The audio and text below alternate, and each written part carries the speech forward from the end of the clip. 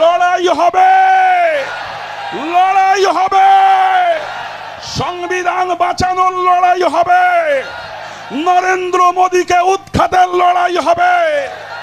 এই শয়তানি ভারতবর্ষের হিন্দু মুসলমান কোন নাগরিক মেনে নেবে না। আমাদের ওয়াকফ সম্পত্তি তুমি কেড়ে নিয়ে কাদের হাতে তুলে দিতে চাও, এটা হিন্দুরাও জানে, মুসলমানেরাও জানে। তুমি এই সম্পত্তিগুলো নিয়ে আদানির হাতে তুলে দেবে, তুমি এই সম্পত্তিগুলো নিয়ে আম্বানির হাতে তুলে দেবে। এই কথাগুলো আপনাদের জানা থাকা দরকার। সাচার কমিটির রিপোর্টে লেখা আছে, খোদ দিল্লিতে 130টা সম্পত্তি সরকার নিজে দখল করে রেখেছে। সেগুলো যখন ওয়াকফ বোর্ড চাচ্ছে ফিরিয়ে দেওয়া হোক, সরকার সেগুলো ফিরিয়ে দেবে না, সরকার নিজে ফিরিয়ে দেবে না। আবার কিছু সম্পত্তি তার দালালদের হাতে তুলে দিয়ে রেখেছে। বোম্বেতে কেউ যদি গিয়ে থাকেন দেখে আসবেন, বোম্বেতে একটা 33 তলা উঁচু বাড়ি আছে। বাড়িটা কার বাড়ি? ভারতবর্ষের সব থেকে ধনী মানুষ মুকেশ আম্বানির বাড়ি। মুকেশ আম্বানির 33 তলা বাড়ি, এত বড় বাড়ি। তার বাড়ির মাথায় প্লেন ল্যান্ড করতে পারে, এরোপ্লেন নামতে পারে, ওখান থেকে আবার উঠতে পারে। কিন্তু ভারতবর্ষের মানুষ আপনারা জানেন না, মুকেশ আম্বানি ওয়াকফের সম্পত্তি দখল করে ওই আন্টিলা ভবন বানিয়েছে। মোদি মুকেশ আম্বানিকে রক্ষা করার জন্য নতুন আইন এনে মুসলমানদের শুধু না গোটা দেশের সর্বনাশ করছে। আমরা এই আইন চলতে দেব না। সেই পাঞ্জাবিরা দেখিয়ে দিয়েছে আন্দোলন কাকে বলে। কৃষক আইন ওই শয়তান বাতিল করেছে না করেনি জানা আছে আপনাদের। কিন্তু তার বিশ্বাস হয়েছে আমি যা করব আমার ক্ষমতায় টিকে থাকার জন্যে হিন্দুরা আমাকে সাপোর্ট করবে। শয়তান বিশ্বাস করছে আমি যা করব সেটা হিন্দুরা সাপোর্ট করবে। কিন্তু আমি স্পষ্টভাবে ঘোষণা করতে চাই, ভারতবর্ষের সব হিন্দু তোমার মতো 2 নম্বর হিন্দু না। তুমি হচ্ছ 2 নম্বর হিন্দু। ভারতবর্ষের ইতিহাসে হিন্দুত্বের উপরে, হিন্দু ধর্মের উপরে যে রুলার তুমি চালিয়েছ, এই রকম রুলার অন্য কোন ধর্মের, কোন জাতির, কোন সম্রাট চালায়নি। তুমি প্রচার করছো ঔরঙ্গজেব হাজার হাজার মন্দির ভেঙেছে। আমি চাঁদ রাতে এখানে এসেছিলাম একটা সেমিনারে, তথ্য প্রমাণ দিয়ে বলেছিলাম হ্যাঁ ঔরঙ্গজেব মন্দির ভেঙেছে। সেটা কটা? মোট 10টা। 10টার বাইরে 11টা আপনি প্রমাণ নিয়ে আসেন, আমি চ্যালেঞ্জ করছি পারবেন না। 11টার প্রমাণ পাবেন না। কিন্তু 10টা মন্দির ঔরঙ্গজেব কেন ভেঙেছিলেন? প্রতিটির ঐতিহাসিক কারণ আছে। হিন্দুরাই তাকে বলেছিল এটা ভেঙে ফেলতে হবে। কিন্তু নরেন্দ্র মোদী, তুমি 10টা মন্দির ভাঙনি, তুমি 700 মন্দির ভেঙেছ। এটা আমার কথা না, আপনি গুগলে সার্চ করে দেখে নেন। কাশী বিশ্বনাথ মন্দিরের মহন্ত নাম হচ্ছে রাজেন্দ্র প্রসাদ তিওয়ারি। তিনি সাংবাদিকদেরকে বলেছেন, ভারতবর্ষের ইতিহাসে নরেন্দ্র মোদী যত মন্দির ভেঙেছে, ভারতবর্ষের কোন শাসক এত মন্দির ভাঙেনি। শুধু কাশী বিশ্বনাথ করিডোর করার জন্যে 256টা মন্দির ভেঙেছে। অযোধ্যায় শত শত রাম মন্দির আছে, ছিল, কিন্তু বাবরি মসজিদের জায়গায় বাবরি মসজিদকে ভেঙে গুঁড়িয়ে দেওয়ার পরে সেই জায়গায় নতুন করে বিরাট আকারের মন্দির করার জন্যে 150 ছোট ছোট মন্দির ভেঙেছে নরেন্দ্র মোদী আর উত্তরপ্রদেশের শয়তান যোগী। সবাই হয়তো জানেন না। ওই মোদি যখন গুজরাটের মুখ্যমন্ত্রী ছিলেন, গুজরাট মডেল তৈরি করার জন্য, গুজরাটের উন্নয়ন মানুষকে দেখানোর জন্য 300 মন্দির ভেঙে রাস্তা চওড়া করেছিল। তুমি এখন মন্দিরের দরদ দেখাও। তোমার দরদ এটা মেকি দরদ। আমার হিন্দু ভাইয়েরা এটা বোঝে, আমার হিন্দু ভাইয়েরা এটা জানে, যে কারণে পার্লামেন্টের ভিতরে তুমি যে নতুন কালা কানুন এনেছো, এই কালা কানুনের বিরুদ্ধে মুসলমান যত না প্রতিবাদ করেছে, আমার হিন্দু ভাইরা তার থেকে অনেক অনেক অনেক বেশি প্রতিবাদ করে তারা প্রমাণ করে দিয়েছে আমরা নরেন্দ্র মোদীর সঙ্গে নেই, আমরা আছি ভারতবর্ষের সংবিধানের সঙ্গে।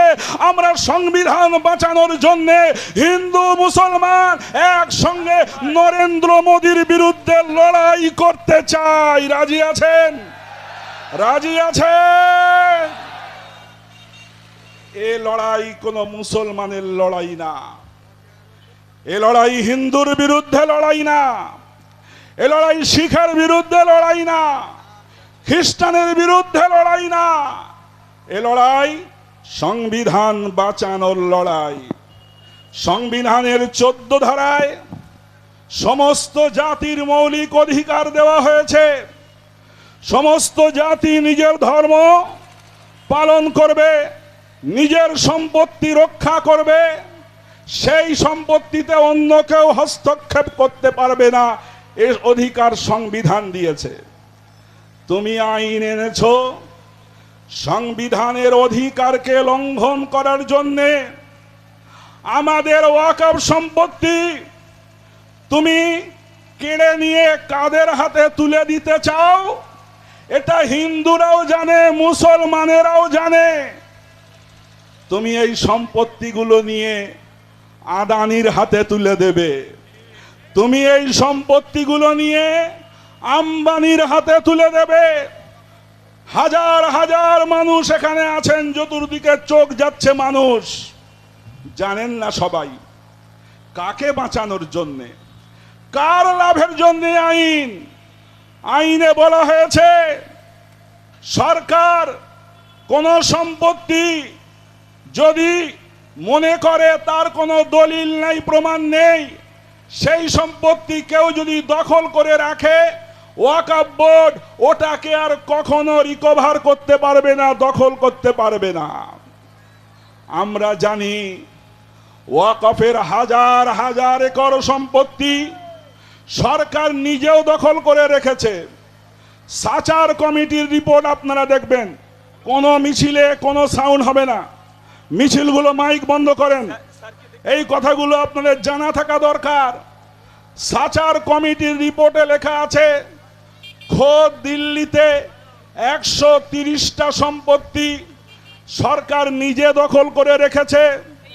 সেগুলো যখন ওয়াকফ বোর্ড চাচ্ছে ফিরিয়ে দেওয়া হোক, সরকার সেগুলো ফিরিয়ে দেবে না, সরকার নিজে ফিরিয়ে দেবে না। আবার কিছু সম্পত্তি তার দালালদের হাতে তুলে দিয়ে রেখেছে। বোম্বেতে কেউ যদি গিয়ে থাকেন দেখে আসবেন, বোম্বেতে একটা 33 তলা উঁচু বাড়ি আছে। বাড়িটা কার বাড়ি? ভারতবর্ষের সব থেকে ধনী মানুষ মুকেশ আম্বানির বাড়ি। মুকেশ আম্বানির 33 তলা বাড়ি, এত বড় বাড়ি, তার বাড়ির মাথায় প্লেন ল্যান্ড করতে পারে, এরোপ্লেন নামতে পারে, ওখান থেকে আবার উঠতে পারে।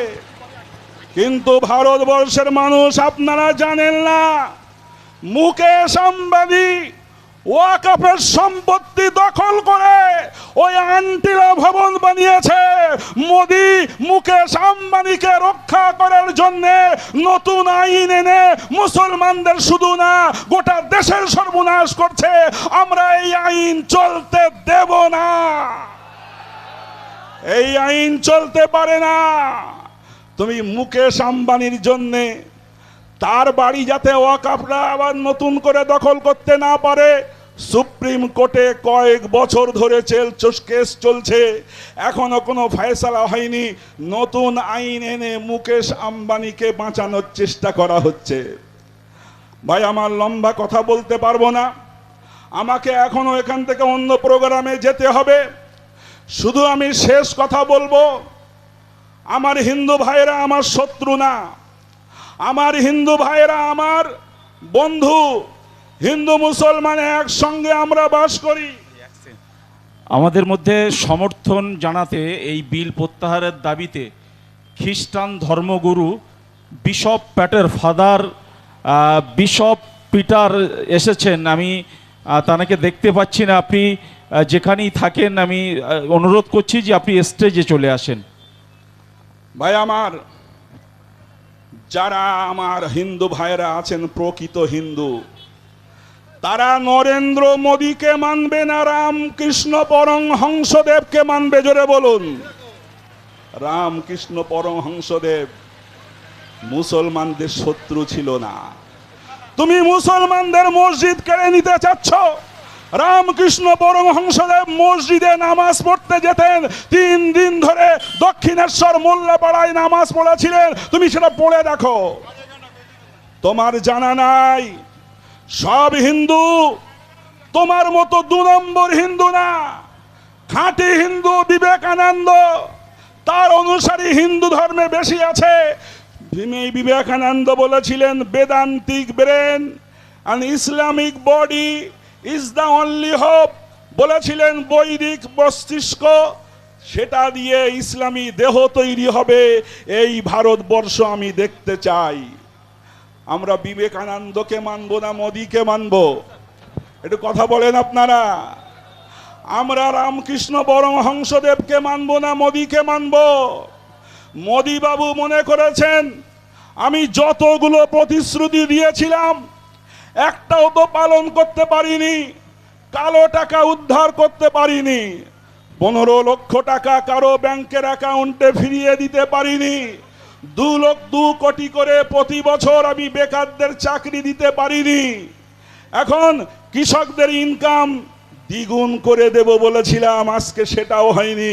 বরং সব থেকে বেশি কৃষক আজকে আত্মহত্যা করছে।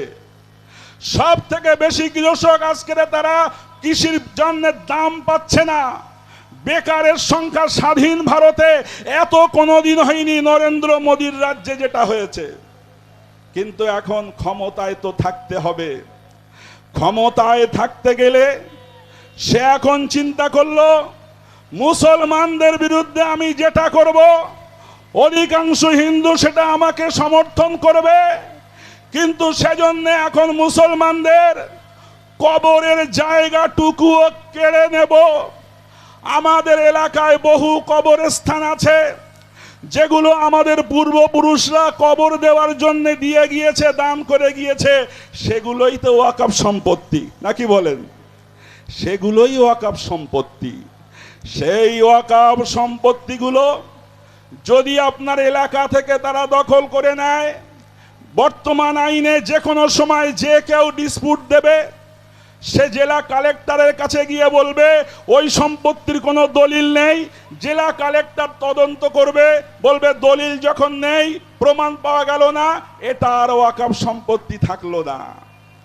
আপনার এলাকায় ব্যক্তিগত কিছু কবরস্থান হয়তো আছে, আপনি হয়তো ব্যক্তিগত কবরস্থানে আপনি কবর দিতে পারবেন।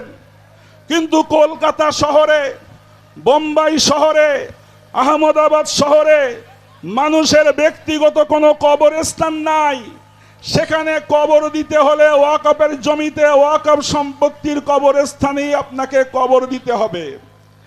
কিন্তু তারা এমন বিল এনেছে, এমন আইন তৈরি করেছে, ওই কবরস্থানগুলো যে কোনো সময় যে কেউ বলবে এটা যে ওয়াকফ সম্পত্তি তার কোনো প্রমাণ নেই, অতএব ওটা এখন আমাদের কাছ থেকে হাত ছাড়া করে তারা দখল করে নেবে।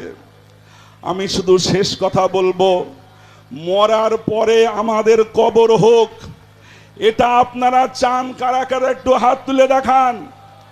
মরার পরে কবরে যেতে চান না? চান না?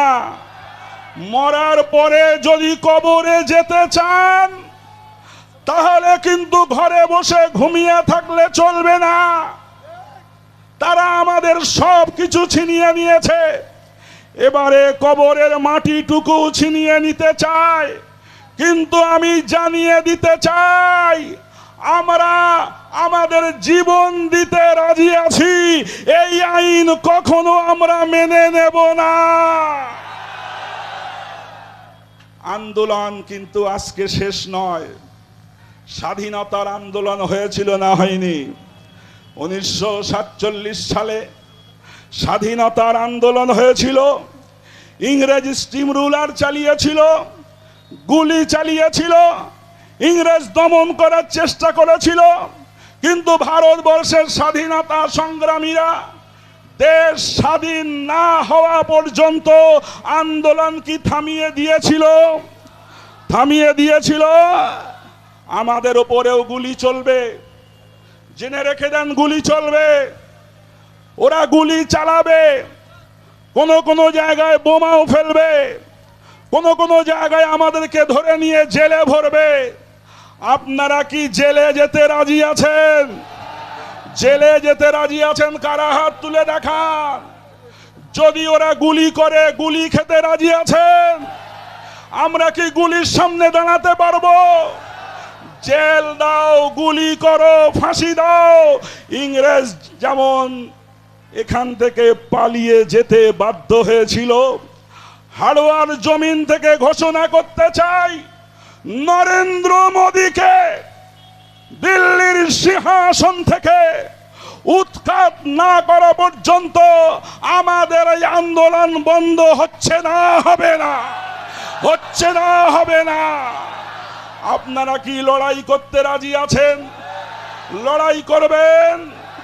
ভারতবর্ষের সংবিধান নইলে বাঁচবে না। এটা শুধু ওয়াকফের বিষয় নয়, মৌলিক অধিকারে হস্তক্ষেপ।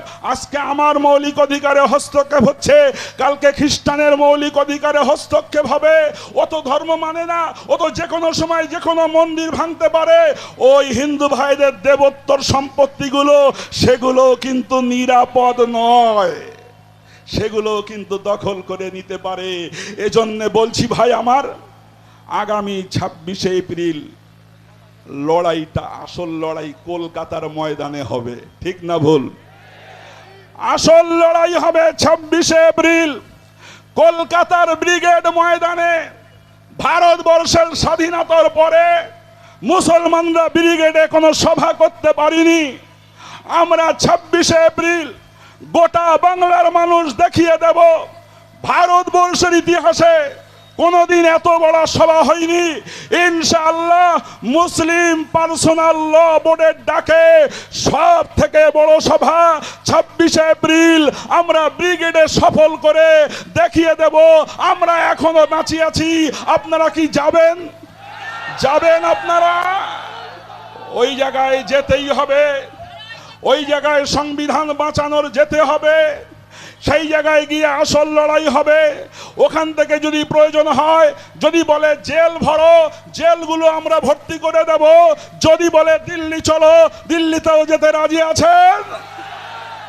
তাহলে এখান থেকে শেষ কথা বলে যাই, আমরা কিন্তু লড়াইয়ের ময়দান ছাড়বো না। ঠিক না ভুল? লড়াই হবে। বলুন, লড়াই হবে, লড়াই হবে, লড়াই হবে। সংবিধান বাঁচানোর লড়াই হবে, নরেন্দ্র মোদীকে উৎখাতের লড়াই হবে। এই শয়তানি ভারতবর্ষের হিন্দু মুসলমান কোন নাগরিক মেনে নেবে না। সংবিধান জিন্দাবাদ। বলুন, সংবিধান জিন্দাবাদ, ভারতবর্ষ জিন্দাবাদ, হিন্দু মুসলিম ঐক্য জিন্দাবাদ। সবাইকে আন্তরিক সালাম, শুভেচ্ছা। প্রশাসনের ভাইদেরকেও শুভেচ্ছা জানিয়ে আমার কথা এখানে শেষ করলাম। আমি আমিনুল আম্বিয়া যাওয়ার আগে একবার সালাম দিচ্ছি। আসসালামু আলাইকুম।